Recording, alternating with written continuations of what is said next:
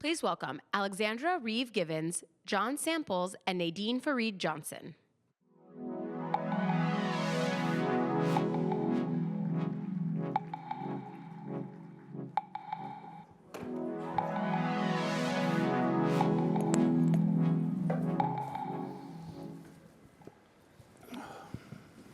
Good afternoon. I'm Nadine Farid Johnson. I'm the Policy Director of the Knight First Amendment Institute at Columbia University. And we're here to talk about a little bit more about AI and free expression. So by way of introduction, in the 118th Congress, over 150 bills concerning AI were introduced, none of which passed. And per the Brennan Center, as of September of last year, 112 AI-related bills had been introduced or reintroduced in the 119th Congress, and 2 of those passed. The Take It Down Act, which criminalizes the publication of non-sensual, intimate imagery, including imagery created with AI, and the Omnibus Big Beautiful Bill, which provided for AI capability improvements for the Departments of Defense and Commerce, but which did not ultimately include a moratorium on state-level AI legislation.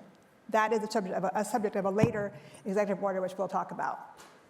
The EU AI Act entered into force in August of 2024, and in the US, the approach promulgated during the Biden administration has been largely rescinded by the current administration, and there remains significant disagreement as to what role states can and should play in addressing AI issues, particularly in the absence of a comprehensive congressional approach. And all of this is compounded by the rapidly changing use of and reliance upon generative AI systems, which was accelerated by the introduction of ChatGPT in 2022. These technologies are playing a role in how we receive information, which in turn shapes our broader information landscape, our speech, and ultimately public debate. But it's all still new and evolving, and it raises questions of transparency, influence, and the balance of rights and risks. Much of what I think about in my work at the Knight Institute is how to best address the threats to the right to receive information and to the degradation of the information ecosystem more broadly, while also ensuring that those protective efforts do not go too far such that they result in censorship. And we have just the experts to dig into these issues with us in Alexandra Reeve Givens and John Samples. So I'd like to start us off with some foundational questions, and I'll pose a form of this first query to each of you, starting with Alex. Alex, you are a prominent advocate for protecting people's online privacy and their access to information, and for ensuring emerging technologies advance human rights and democracy. And you lead a global team as the CEO of the Center for Democracy and Technology. Can you share with us what are the 2 or 3 central issues you are most focused on at the intersection of AI, speech, and expression? Yeah, first of all, it's such a pleasure to be here and be part of this community. I think for us, what we're really seeing is an evolution in the conversation. A lot of the original discussion around AI and expression focused on deep fakes, manipulated images. This remains a real issue, how we have a sense of common truth, how you have public trust in communications, and people that try to benefit from the liar's dividend and kind of the sense of disbelief that many have when they're encountering the media. But a much bigger question was raised by Jonathan Cantor today and is an area of big focus for us, which is how AI is mediating people's access to information and their understanding about the world. We've talked about this in the world of social media algorithms, the news feed, how information is curated for people in ways that they may or may not really have visibility and control over. And then the shift to generative AI and new ways of engaging with AI, it's going to dramatically change that even further in the years to come. This comes in the form of summaries now. If we used to worry about what got prioritized in Google search results, now you have to think about what the Gemini AI summary at the top of those results is showing. And the number of people that are turning to chatbots, often by voice, not even using their eyes, to gather information. That raises real questions around what information is being surfaced. When you're not having click-through links and sources, what does that mean for information quality? And when your experience of learning about the world is so much more private and so much more personalized, how do you still ensure access to quality information and a common understanding of truth? Common understanding of truth is really one of the hallmarks of this. So John, you bring deep and varied expertise to this discussion, including via your work as a senior leader at the Cato Institute, where you founded and led its Center for Representative Government, as well as your tenure now on the Meta Oversight Board. As you think about this, what do you want policymakers to understand as they grapple with this? And are there existing transnational frameworks or other frameworks that are instructive? So I spent most of the last 6 years working part-time for Meta on the oversight board. So much of my understanding is trying to understand how a platform deals with many things, including the content moderation era, but also AI is now coming on. Now, what I would say is I think at this point, it's too early for very extensive, certainly, regulation. Even my sense is that from inside, that there's very little understanding of where this is going to go and what the consequences would be. The other thing I would say to a policymaker is there's a tendency in our country to think that any kind of technological development like this, particularly one that promises vast changes in a very short period, is to be feared. But what I see also in the Meta context or in the social media context is that I think there's a good chance AI would make content moderation as it goes on will make it much better than it is now. That is, there'll be fewer mistakes simply because it will be able to know more and do more in a short time in trying to figure out the context of speech, which is so often the problem of trying to figure out whether something violates the rules. I think also it will be good for users in the sense that they may be able to do their own content moderation. And a lot of these problems will go away. We'll have to see about that. That raises some other issues. And I am pretty hopeful that, Meta has essentially dropped fact-checking or cut it back in the United States, but not elsewhere, in favor of community notes. And, what AI at this point does, and will do more in the future, I think, is reduce the cost of content. And a community note is content. There's still the issue of trying to identify common facts, as it were, which is what a community note is. But I think the possibility for having a lot so-called more speech about what people bring to the platform is very real. So there's a lot of potential there. And in general, I would say to any policymaker, look, about 1830, we started applying technology to human life to increase productivity of labor and capital. And about the same time, we had a ice hockey stick. That's why we're all in this room. That's why I'm right here in this chair instead of somewhere in Kentucky trying to dig a hole in a farm that didn't work too well. So I think a general warrant of optimism is at least reasonable, absent contrary evidence.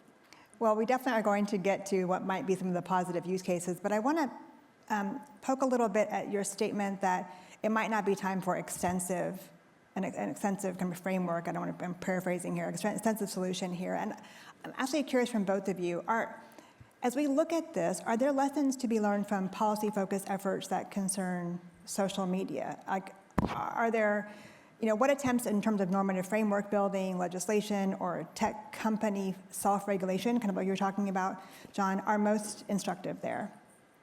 I can start with either of you. I'm happy to jump in. I think there are plenty of lessons to be learned from the social media age. One of them is that content moderation is really, really hard, right? And we've seen innovations like the Oversight Board to try and get it right, but people fundamentally disagree on some of these substantive questions of what should stay up and what should stay down. And it is incredibly hard for government to have a role because of the First Amendment and free expression considerations, whether they should decide what information is seen.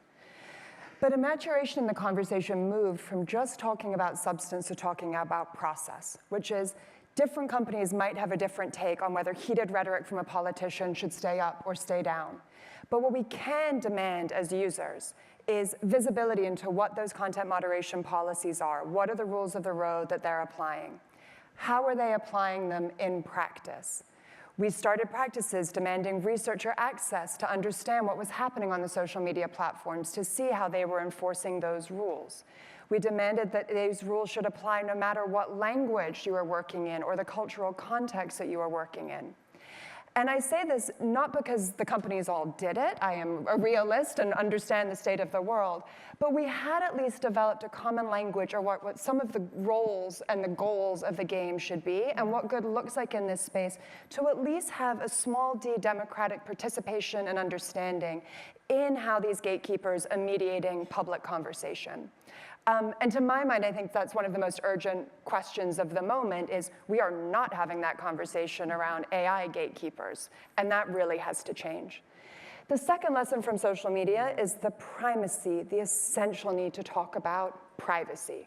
Because the second the business model develops, and you realize that the way for these platforms to stay afloat is by selling information and the way in which they need to target ads, the immediate effects on the quality of discourse, on engagement and design choices that favor stickiness and engagement over surfacing of substantive content and information, the very significant harms to our democracy when you can micro-target messages to particular communities without visibility or legibility, and the trend in the business that it becomes not only about selling ads in a contextual manner, which is familiar to many of the newspaper owners in the room, but when it then instead became hyper-targeted, surveillance-based, where you not only want to sell the ads on your platform, but you need to track the activities of your readers everywhere else over the web so you can measure and prove the efficacy of those ads, which was the meta evolution over a series of years, you see how the business incentives really distort the conversation.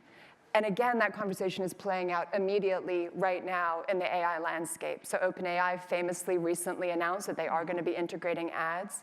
But we're still on the cusp of that conversation because they are making promises that they're not going to do it in the social media way. They are still trying to say it's not going to compromise the quality. Great. Let's call them on that and say, what is the new approach to advertising going to look like that doesn't compromise quality or create any of the other issues that we've seen in the social media sphere? And that is an active, live conversation happening right now, and not enough people are participating in it. And what kind of transparency are we going to see to make sure they're actually holding them to that? John, what do you think about the history here? My thinking as she was talking, I think complements what you said, but it's going to be slightly different. So what I've noticed and been involved in over the past few years is trying to find common norms, really, for assessing content moderation, particularly Meta's. And Meta had a strong, and this is an important point, Meta had a strong desire to have what is called international human rights law be the foundation of that. And the important point is they did that because they're by nature a global company. They cross borders.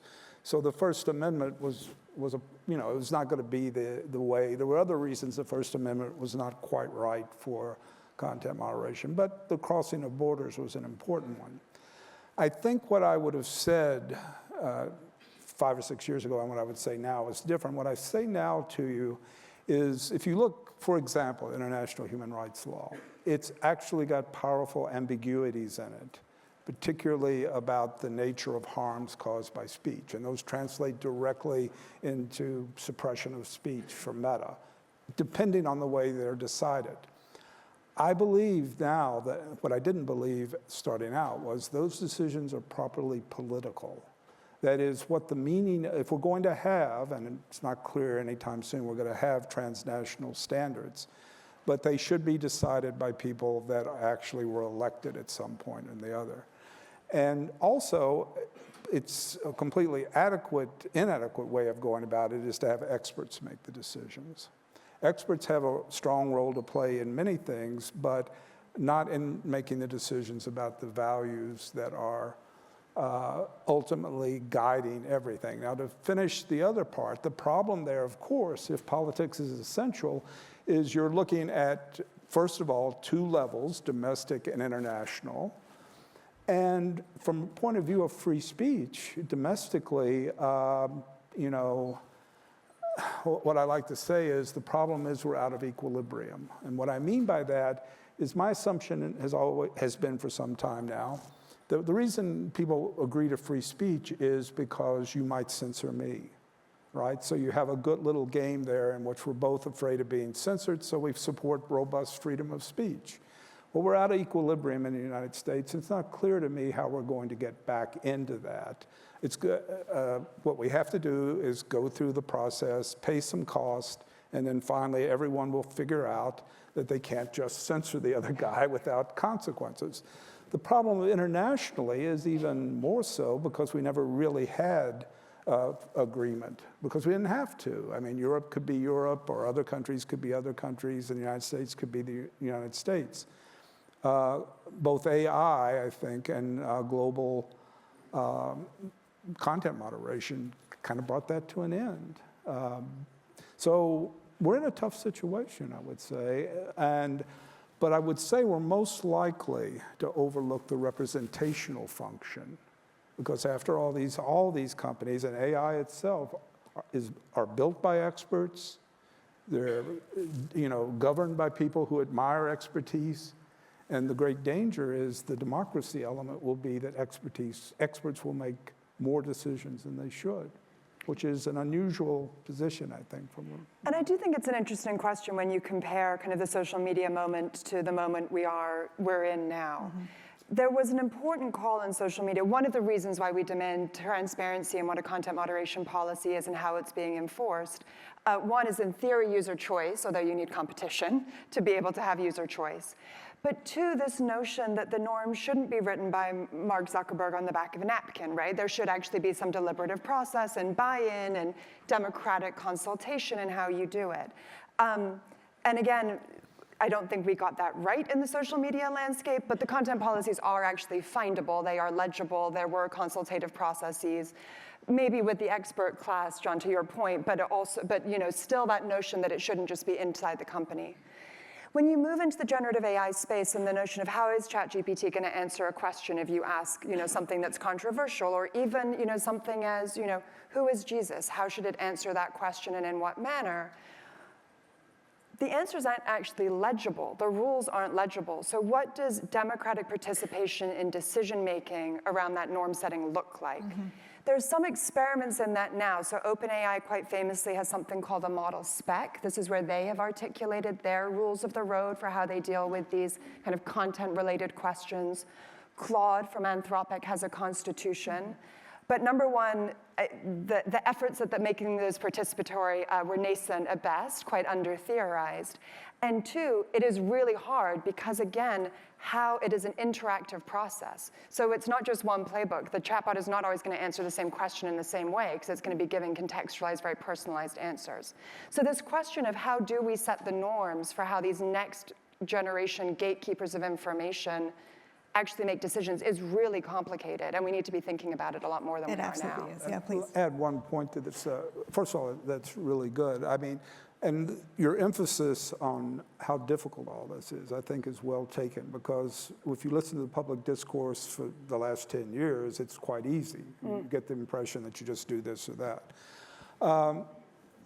The problem about more disclosure or more transparency about all of this is if you look at Meta's transparency about the rules, and it's, in my experience, the transparency is pretty, there are things that are not public, but it's pretty broad. But what's certainly true is it's broader than what anyone else ever did, right? And so what did Meta get out of that? I don't think they got anything out of it in terms of getting the politicians off your back, getting the groups off your back.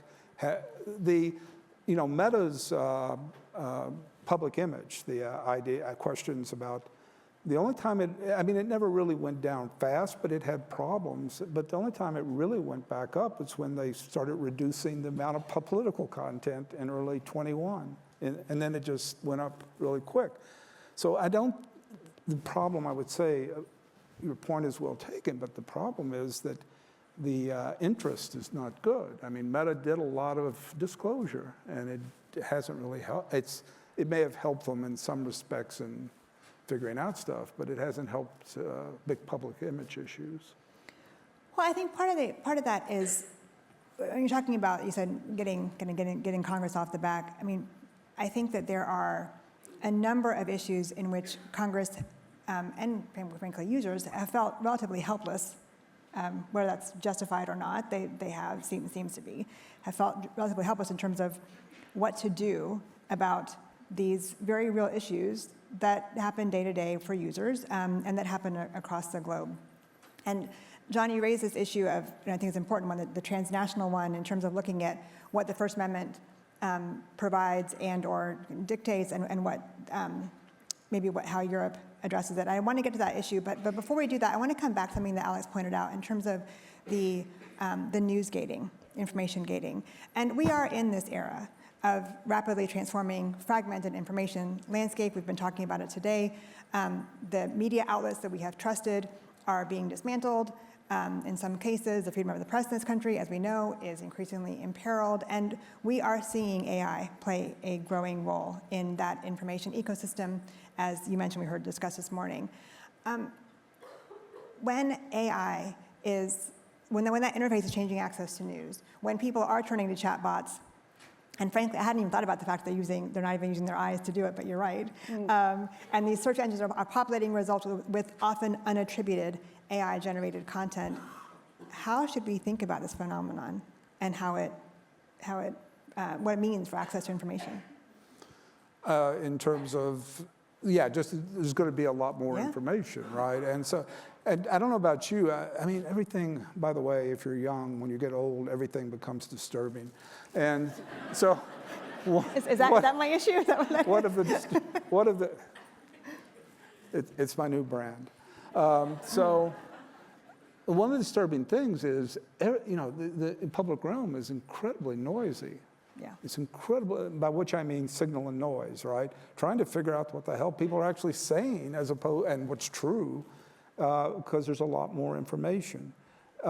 So possibility, if people want it, and I think they will, they'll want ways to control the noise and try to get the signal. The problem, I see all of these issues, though, aren't, the real worries I have would be not about technology, but about human beings. Because AI can do confirmation bias for you really well. Mm-hmm. And there's a lot of evidence, that confirmation bias is a big thing. And to the point that sometimes you sit around and think, does anyone update their prior beliefs? And the answer is, I don't know, it doesn't seem like it.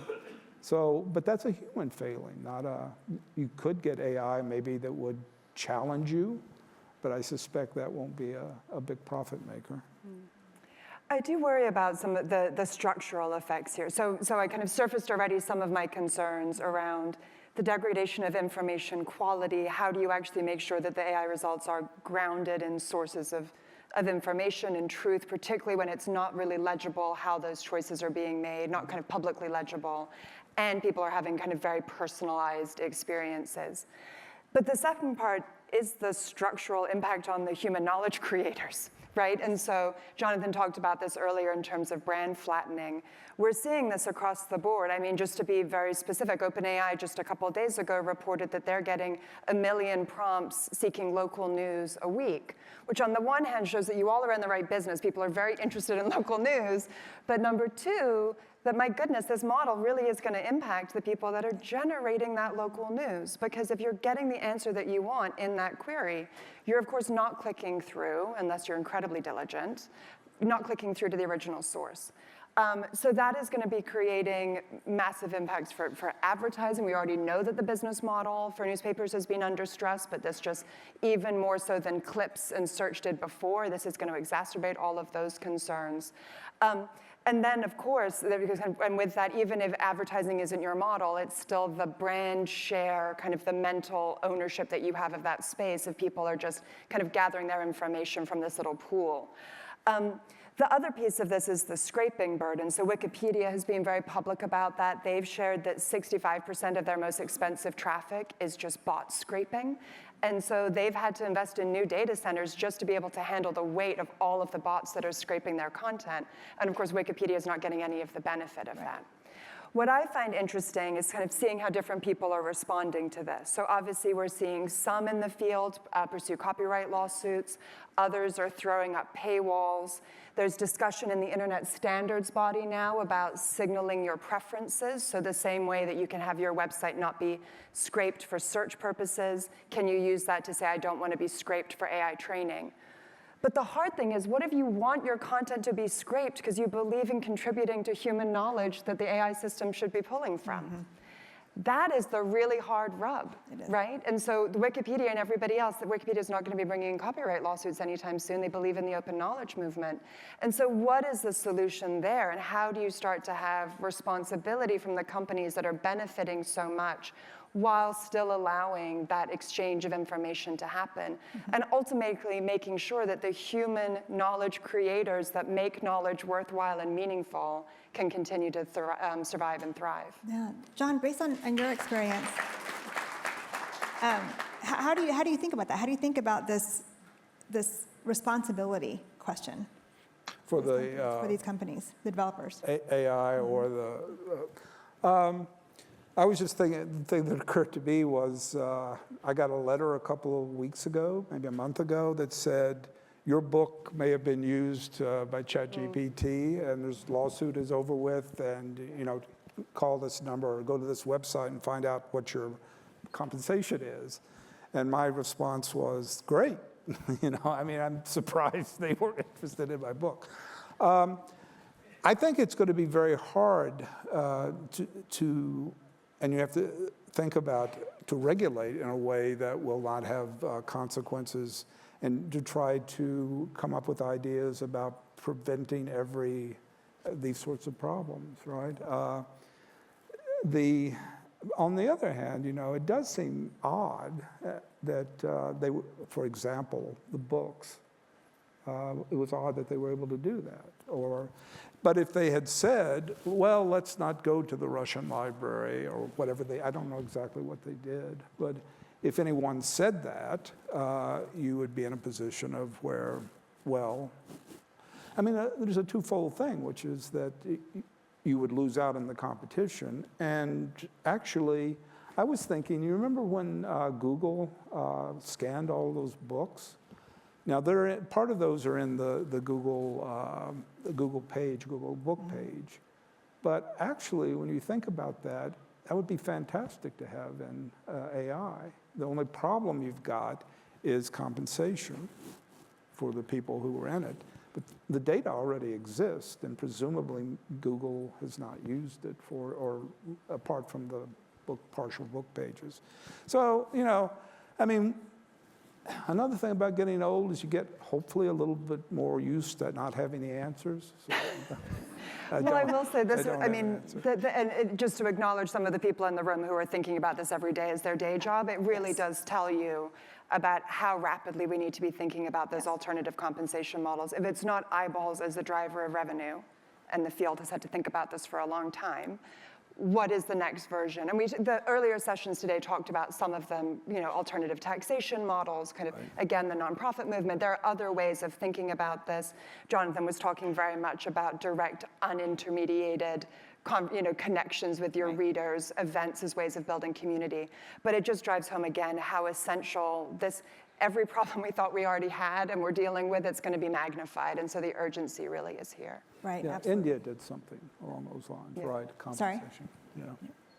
So we already only have 2 minutes left. I'm not quite sure how that happened. And I have, at least 10 more questions. But I think I'd like you to come back to this, where we started in terms of your thoughts on AI, freedom of speech. And let's think about the First Amendment. Do you view the First Amendment here as a helpful measure as we're thinking about how to tackle this, or do you view it as maybe an issue that we need to overcome? So, allow me to explain myself. The First Amendment cannot be the guide for, at least in content moderation. I don't know about AI, but in content moderation and running a social media site, the First Amendment is so protective of speech that it does not pass a market test. That is to say, if you use the First Amendment, you are running something called 8chan. And 8chan, I don't know if you remember that, but it's not, that giant new place in Florida Mark Zuckerberg would not have if he had done that. There's a sort of sense of the First Amendment, which is that you have a limited set of harms and that they be very direct and provable.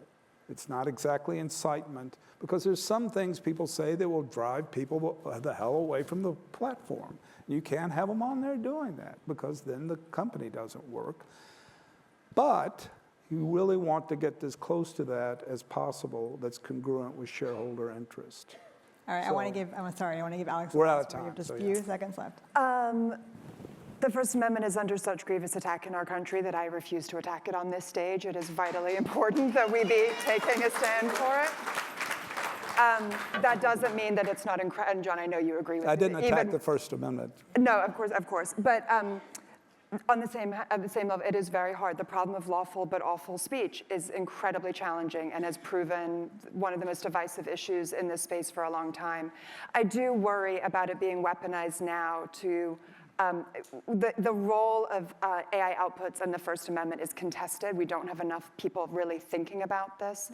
And when they do, they want to write theses on the First Amendment rights of chatbots. I refuse to indulge that as a concept. But before you clap, users of chatbots have First Amendment rights. When they start trying to pass laws in this country saying that chatbots can't answer questions about access to reproductive care, or saying that chatbot outputs should be woke or shouldn't be woke. You can get this from whatever political party. This is not a political statement. The First Amendment is going to have a role to play in defending your rights and my rights to use these chatbots to access information and continue learning about the world. And so we have to think about the right legal theory that defends that without giving companies a free pass. And that's the mandate of our field to try and figure out right now. And now you can clap. Great. Thank you both so much. Thank you. I should have said about government. That's because I was talking about business. We're done.